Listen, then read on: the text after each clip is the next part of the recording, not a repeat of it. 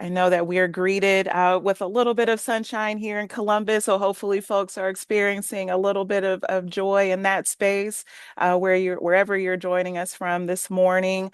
We've got a number of updates, so I want to go ahead and get started before we share space with our guests this morning.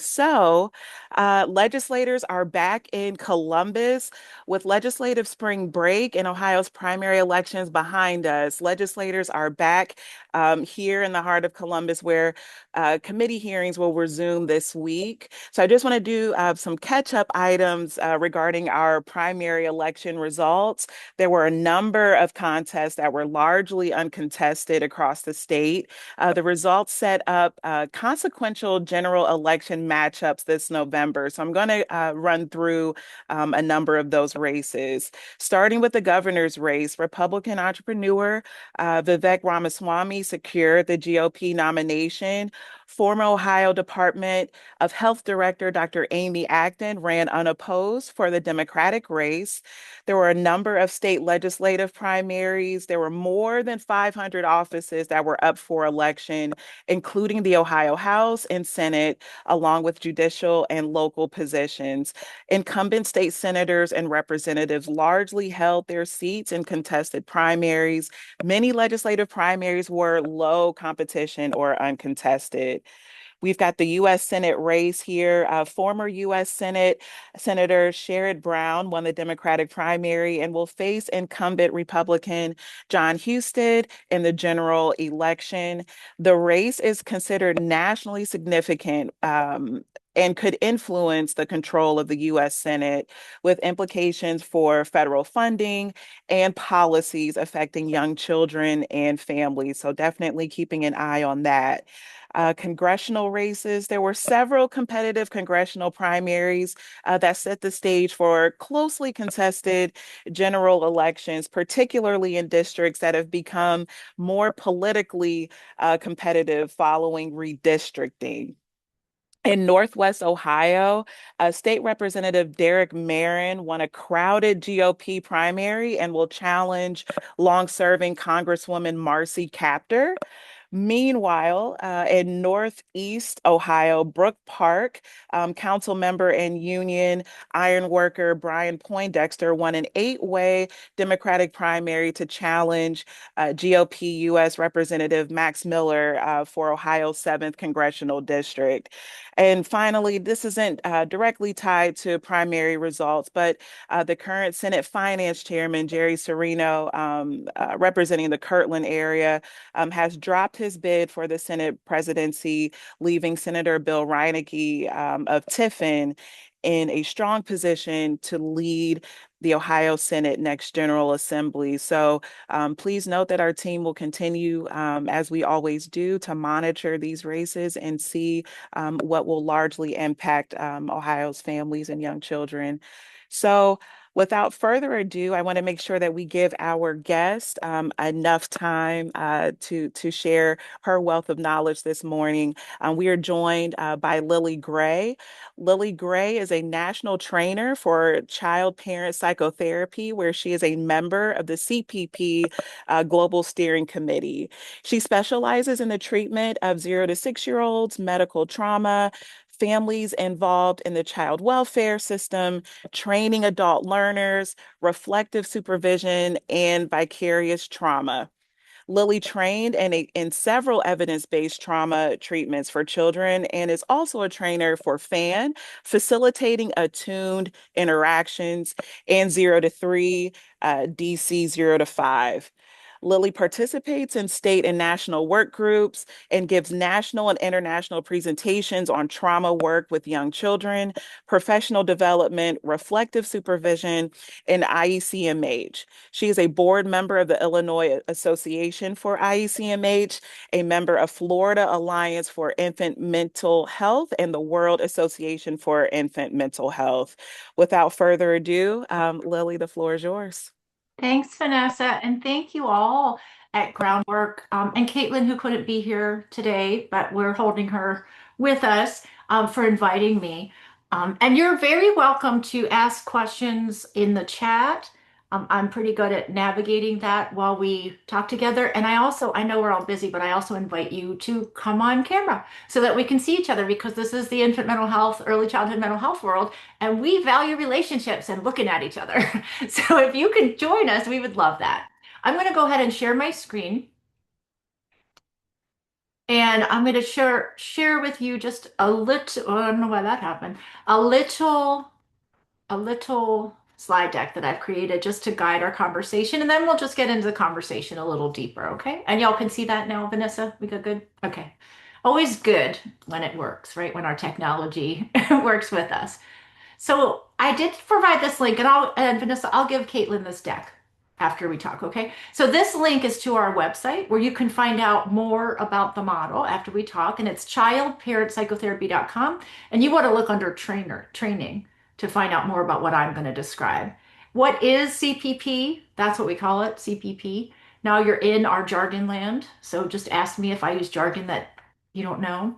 It's an evidence-based practice for treating 0 to 6-year-olds who've experienced trauma. And our model always starts with and continues to include caregivers, and that is different than some other models. What does evidence-based practice mean? It doesn't mean I've written a paper about it. It means that we've actually done the highest level of clinical research that you can do, which is a double-blinded, right? Some people get the intervention, some people don't, and it's randomly pulled by a computer generator. And we've done it more than 5 times, which replication is what's really important in this kind of research. And we get the same outcome with different populations and different implementation people. So if Vanessa's trained and does it with her team, and if Jacob does it with his team, you're going to get the same outcome if you follow Fidelity and you're trained by one of us in leadership. So it's the highest research that you could do. What does trauma in young children mean? And this is not an all-inclusive list, but it could be child welfare involvement, medical trauma, community violence or immigration trauma, housing insecurity, natural disasters or war, domestic or interpersonal violence exposure, substance abuse in caregivers, or even sexual or physical abuse or assault of children. And of course, we don't want to leave out neglect because that's so many of our, I don't know why we just switched out of that. I'm going to take you right back. We're going to just jump right back in there. There we go. Um, and not an all-inclusive list. Child-parent psychotherapy 100% of the time starts with caregiver involvement. And if a child is involved in the child welfare system, that would be all caregiving systems. So we would work with both biological caregivers who are looking for reunification and with the foster caring system because that's where the child is living right now. We always do an evaluation of the caregiver and child together as part of that. And all children and families involved in CPP get a comprehensive assessment. And all children and families get treatment recommendations, which includes naming the trauma, and that it's customized to their family and their situation. And all children and families who work with CPP therapists to repair what the child has experienced. What happens in the treatment? We know that our outcomes are that the caregivers wind up with an increase in their parenting capacity. The caregivers learn how to respond to a child's emotional experience versus reassurance, right? That would be, you're fine, you're fine. Nothing wrong with that. But that's not the whole story when there's trauma. We see that child's symptoms, which are often showing in behaviors, but can be showing in things like depression or anxiety, they decrease. And we also know that child IQ scores increase. We also found that caregiver scores of depression and anxiety decrease with this intervention as child development is restored. So when your providers come to one of us for a learning collaborative, and learning collaborative is the National Child Traumatic Stress Network's way of endorsing adult learning that has the highest efficacy for implementation and retention. So we have an 18-month learning collaborative for our master's and PhD level providers who come through. Learning session 1, it could be 6 parts if you're in person. If I do it on Zoom, which I have done both in Ohio, and we can talk more about that, it would be usually 4 full days on Zoom. And that is me disseminating a lot of the core didactics of the model while we are together on Zoom and we do some practice. And immediately we start our 6 months of twice a month, 1-hour consultation calls where the providers, wherever they are located in different community mental health or in hospital settings, start presenting their cases to me. And I help them think about how they're doing with CPP and if they're infidelity to the model. At about the 6 month point, we have learning session two, which could be 3 or 4 parts, depending if it's in person or on Zoom, where it's competency building for providers and it's case driven. So it's really the things that folks are struggling with and thinking about, and participant driven in that we ask them for collaboration around what should we be focusing on to strengthen your skills at this 6 month point. Then we immediately continue with 6 more months of consultation calls. And again, those are twice a month for 1 hour.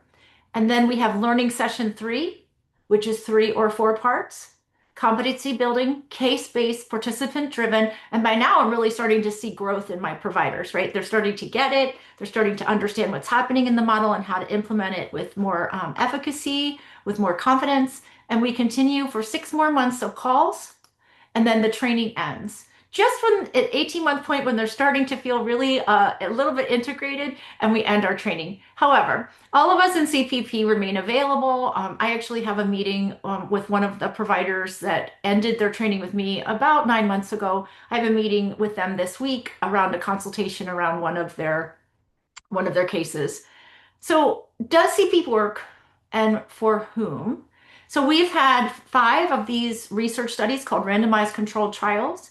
And some of the kids and families that we've worked with were preschoolers who were exposed to domestic violence. We also worked with a group of maltreated preschoolers. And we've worked with infants from families with a history of maltreatment, anxiously attached infants of Latina immigrant moms. Anxiously attached is a diagnostic category, and toddlers with depressed mothers. So the N means how many were there. That's what that N means on the bottom. And our N was 500 children and mothers. So it's a significant group to study. And the range of SES, socioeconomic status, and multicultural examples. Our model developer is a Latina woman. So many of these were conducted in Spanish. And the outcomes, and I won't read all the summaries here for you, but overall the relationship qualities improved, and we have measures to administer to the caregivers that do a pre and a post intervention. That overall there's an improved attachment security, that the children's cognitive development, in other words, their IQ, goes up. That parents rate more relationship satisfaction with their children, and a decrease in maladaptive maternal representation. In other words, what we call parental attributions, that, negative things that parents are saying about their kids and negative things that they're saying about themselves, and that decreases. We also see overall an improved child behavior problems, and this is usually the reason that the kids get referred to treatment. They're biting someone in daycare, or they're beating up on the cat, or some other behavior, or they're running out of the house or running out of the school or the daycare. So those behaviors improve, and any trauma-related symptoms like fear of separation or difficulty sleeping, they also improve. So one of the core concepts in child-parent psychotherapy is something called reflective practice. And it is at the center of everything that we do in CPP. So, and I like to use her. I don't know if y'all can see me. I have this little nested doll, and I'll show that to you when I take down the slide deck. Thinking about it is the caregiver's job to hold the baby, and it's the therapist's job to hold the baby and the caregiver, right? So that our intervention is thinking about that together, and then it's the supervisor's job to hold them. So we consider reflective capacity or reflective practices as having a supervisor or a thinking partner or a reflective peer to think together about all aspects of the case. The benefits of reflective practice are lower vicarious trauma. Vicarious trauma is the impact of working with traumatized youth and families, the impact on the provider. And there's lots of research that there's tremendous impact in providers, and we tend to not take care of them. Right? So we know that reflection is helpful for providers, that we have better outcomes for families and children, and that we have higher rates of collaboration with systems when we practice reflectively. Some of our core ideas in CPP is that we do not target for change what we don't understand. This means that every family gets a thoughtful, thorough, developmentally and trauma-informed assessment, which will lead to a personalized treatment plan that reflects the needs of this family. Another core idea is that behavior has meaning and that children who've experienced loss, hardship, chronic stress, or trauma will inevitably show their suffering in their behaviors. And CPP helps caregivers and other important providers like teachers and pediatricians how trauma changes the internal landscape for kids and how treatment with a caregiver present can restore inner and outer safety, and then the behaviors decrease. Caregivers want what's best for their children, but for a variety of reasons may not know how how to achieve that or how to talk to them about hard things that have happened. And CPP clinicians help caregivers to find the words to talk about what the family has been through, help them to make repairs when needed, and help them find a path to recovery together. In Ohio, and I was saying before you all signed on that although I am currently in Maryland, I just moved to Maryland with my family. But I went to Case Western Reserve for graduate school. So I lived and worked in Cuyahoga County, and Ohio is near and dear to my heart. And we've done a lot of training in Ohio so far. So Ohio Guidestone in Cuyahoga County, you may know them, your friends, did about two trainings. I did the second one over about 10 years. I have also done an all-county training in Cuyahoga County. We trained about 80 staff who were enrolled in that learning collaborative. We just wrapped up, maybe 6, 8, 9 months ago, a Safe Baby Court Team Ohio training, which was 3 counties enrolled in the training. It was Cuyahoga, Lucas County, and Scioto County. I have also done a training at Children's Hospital of Cincinnati, where we train outpatient clinicians, their TIP program, and folks from psychological services. And my colleague and friend, Ann Chu, is training and has been training, has done a couple of cohorts at Nationwide in your neighborhood in Columbus. So we have a fair amount of people trained in Ohio. And I want to stop, let me pause here because I could talk all day about this model. But let me stop here because I see there's some things in the chat. Oh, I'm sorry that it's echoing, Anita. And I'm sorry I didn't see it. Thanks for putting this in the chat. I have a question about parental readiness, as some CPP trained clinicians have indicated that a parent was not ready to begin due to systems barriers, access to basic needs, or their own mental health issues. What assessments are conducted to determine whether a parent is ready to begin? Whoever asked this come off mute and talk to me about this more? Hi, that was me. I'm the ECMH coordinator for Hi. Cuyahoga. Hi. Hi, we've met. What's your name? Yeah, Shauna Dewey. And That's I've right. also Hi, been Shauna. You don't have your name on there, Shauna. So I was like, oh, wait, it says 511. So I'm he has my email ID on there, so I okay. apologize. That's okay. I think this is a clinical question, as well as, a typical question in child welfare. Was this person somebody who was in your early childhood court team training? Yeah, um, they've gone through the CPP cohort.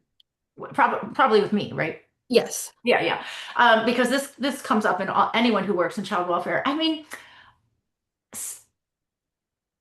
there are many answers to this question. That is my hedging. There are many answers to this question. Part of what happens is that child welfare teams don't always invite us in at the beginning of a case, which is when we would like to be invited in, right? So when a family gets involved in child welfare, if you're going to use CPP, and particularly in Safe Baby Court Team, which is the goal in Ohio, is to invite me in as the provider when you create that case plan. And that is not happening yet, not just in your state, but in many states. It's part of why I work very closely with 0 to 3, because we're trying to change that landscape. Maybe I'll see you at Cross Sites in August because I'm speaking there.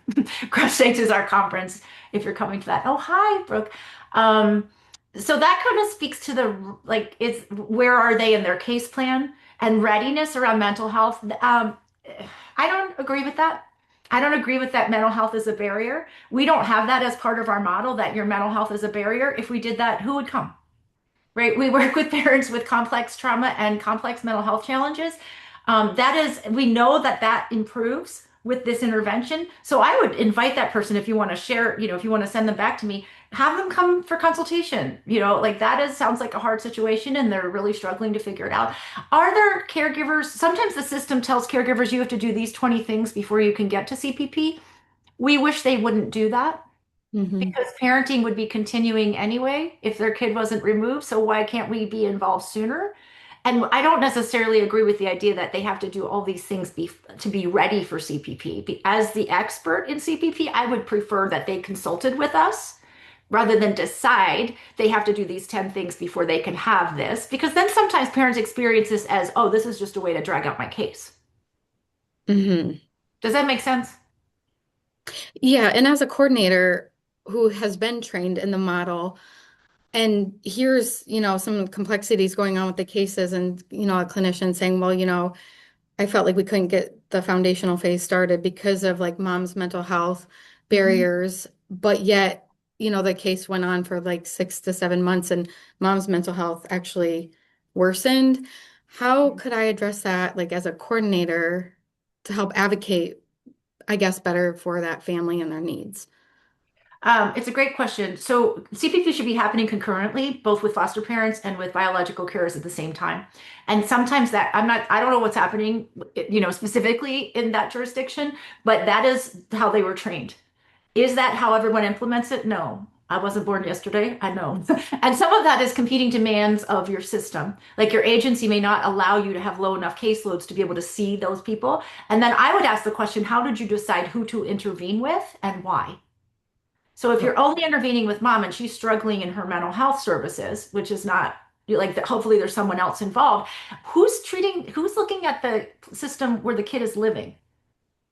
And we should be doing that concurrently, not choosing one over the other. So it is possible to be going very far in a different path, right? Like that if you have a caregiver and a foster carer who can engage to be, further along than you are with biological care. But the law Hmm. of the land is reunification.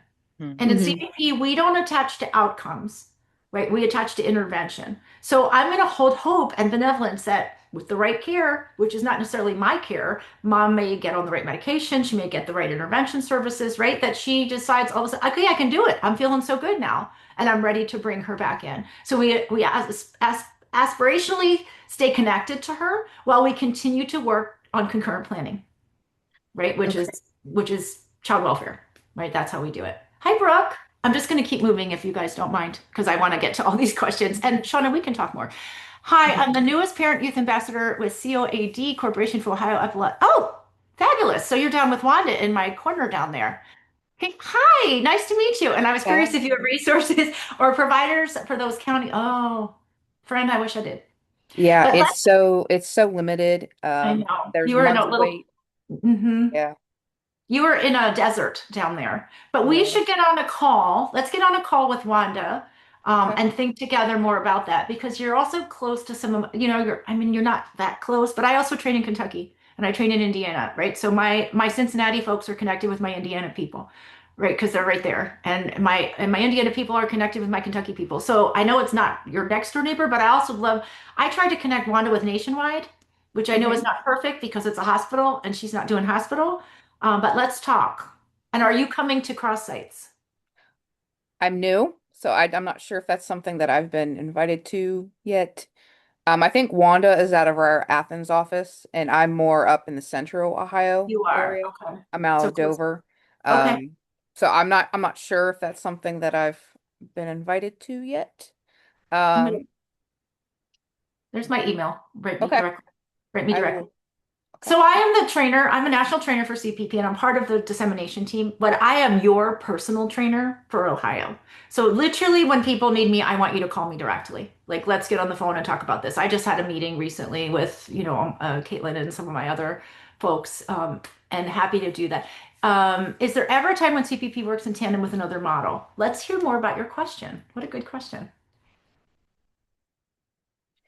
Hi, Lily. It's such a Hi. pleasure to put a face with a name.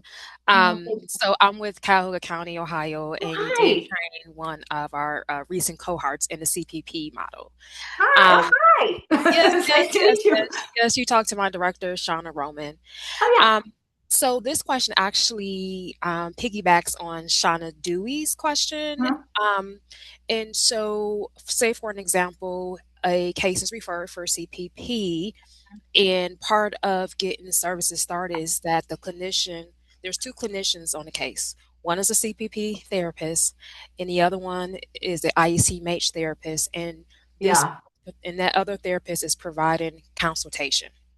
Let's Mm-hmm. say play therapy Hmm. concurrently with the other clinician providing CPP.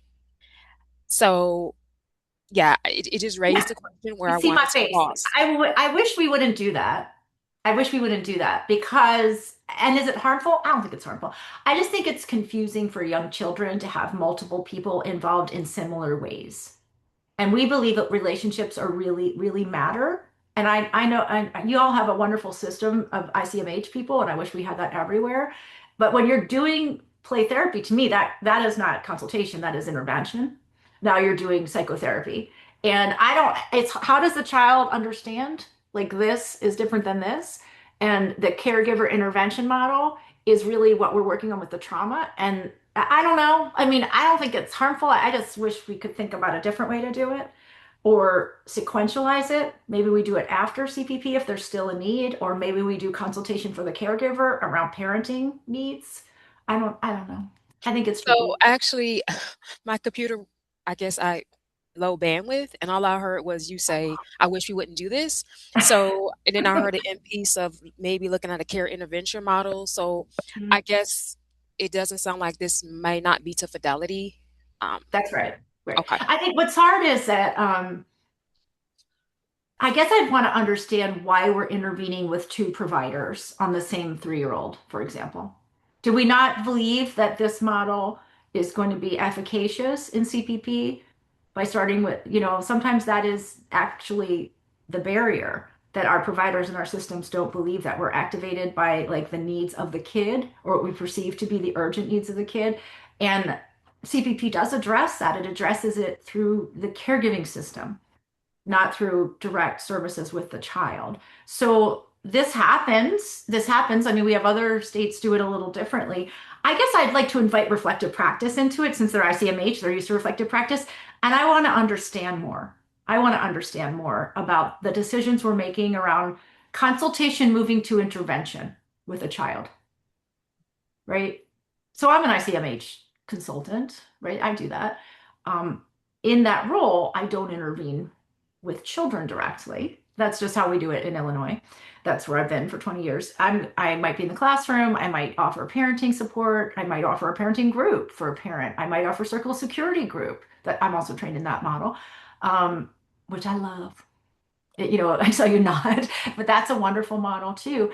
Um, so I think it's tricky. It can be tricky. And I'd want to evaluate it. I'd want to understand, like, if it's a systems decision, I want to understand how and why we're doing it that way, and that if we are all doing it the same way every time. Because if we're not, right, we need a rubric to understand how do we make this decision and who gets it. So maybe say this baby got these two things. How do we know if both are efficacious or one is problematic? Like maybe it is play therapy that they need. Maybe you don't want to do CPP. I don't know. But how did you decide that this system got this and this one got that? I mean, that funders care about that sort of thing. Like how are we making, what's the decision tree or the algorithm to make that decision and how is that going to flow? Is everybody getting play therapy? Is it going to stop when CPP starts? Is it going to keep going? How are we explaining that to the kid who these different people are? I'm repeating myself because her computer stuff. How are we deciding? How are they collaborating? Do we agree on the meaning of play? So we use play in CPP. What if we're doing it really differently? How does that show up for a 3, 4, 5, 6-year-old, right? Like how are we asking them? And it's also a lot of services, as happens, right, in child welfare, where we give a ton of services, usually to caregivers, usually to the mom, right? And say, here's 20,000 things to do before you can get your kid back. And it's voluntary. It's not so voluntary, right? And how are we collaborating in that system, which is a challenge, and it's a challenge for the caregiver to be in that system and then to be invited into collaboration with us. I mean, why would they want to? So that's part of the work. And Shauna, even like thinking about your question, if this is a safe baby court team case, I wonder about that dynamic. And I use this metaphor of getting in the boat with me. Like, are the parents really in the boat with me? Because I work both in community counseling and child welfare. Community counseling clients are in the boat. They bring a raft. They get themselves into my boat. They're like, let's go. I need this, right? My child welfare clients are like, excuse me, ma'am, I did not call you. I did not call you or anyone who looks like you. You need to step back, which is valid. that's valid. Mhm. So we have more challenges interpersonally, historical trauma, current socioeconomic trauma, right? Like there's more to overcome. Sure. And that is built into reflective practice and the capacity of the providers. And it's a heavy lift. If you thought you were going to go be a play therapist with a little kid, and here Lili Gray is asking you to slow your roll and please work with caregivers who super don't want you in their house. It's my favorite thing to do is to work in child, right? Why would I still be doing it 20 some years down the road? But, because I've seen it be so helpful, but you do have to have some professional development skills, right? Like there's a learning curve of how to do that. I know we're a little out of time. I was going to say, yeah, we are at 10:02, so we definitely want to be mindful of everyone's time. Folks, Lili did drop her email address in the chat. Lili, are you welcoming folks Yeah, to email sure. you with additional questions? Absolutely. Perfect. And Okay, please just remind me how this contact so I can place you in space, like how we know each other. sure. And absolutely feel free to just email me. And if you get a weird invitation, I've been hacked. Don't open it. I think I've sorted it out, but my email was hacked and I think we've sorted it out. But if you get some invitation to wine and dine, that is not for me and don't open that. Thank, thank you for that PSA, Lili. We again, we appreciate you for sharing space with us this morning. And to everyone, I hope you have a great rest of your Thank you. day and week. And until next time, Thanks for having me. take care.